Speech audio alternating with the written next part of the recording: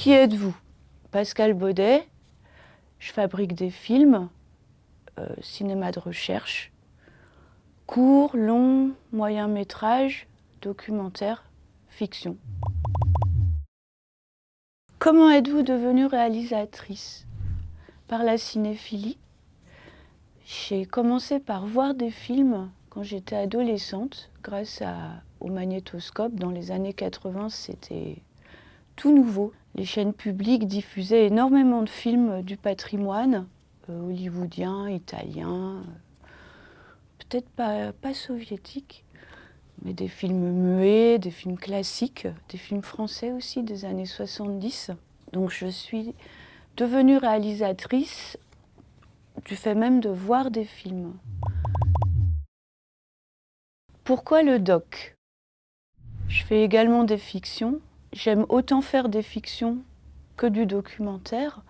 C'est deux pratiques différentes. Ce que j'aime beaucoup quand je fais des documentaires, c'est que c'est très libre. C'est un processus qui n'est pas prévu, qui est basé sur la rencontre et qui s'élabore au fur et à mesure de ce qu'on filme. C'est-à-dire que c'est pendant l'élaboration que le film se construit et prend des chemins inespérés, inenvisagés. La question du genre, ça ne m'intéresse pas du tout. Pour moi, c'est avant tout faire des films qui soient de bons films. Pitchez votre projet. C'est l'histoire d'un voisin qui habite près de chez moi, dans mon quartier. C'est un film de quartier avec les gens du quartier. Et ce voisin que j'ai rencontré il y a quelques années, quand on a commencé le film, ça faisait 17 ans qu'il habitait à Paris et il parle très très très mal français. C'est un travail qui s'est construit sur le temps long, 3-4 ans. Ce que je cherchais, c'est de communiquer avec lui. Il m'avait demandé de l'aider. Donc j'ai dit, bon d'accord, on va faire un film ensemble. Et pour moi, le film était le lieu d'une rencontre, juste d'entraide, de compréhension mutuelle. Ce qui est compliqué quand il y a des problèmes de communication linguistique. Mais toute communication ne passe pas forcément par la langue.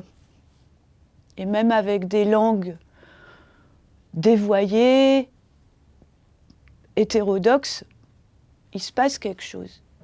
C'est ça qui m'intéressait. Un coup de gueule et ou un coup de cœur.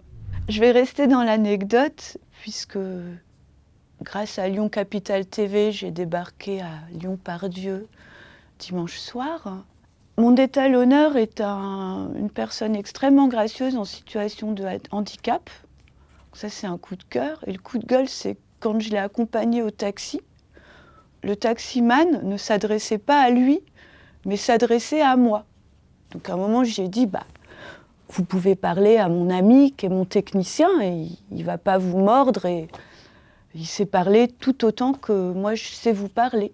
Et le taximan ne voulait pas en démordre. Je crois qu'il avait très très peur que je les laisse avec mon technicien, qui est quelqu'un d'absolument charmant. Et malgré son handicap, malgré sa différence, il pouvait lui parler sans risquer sa vie.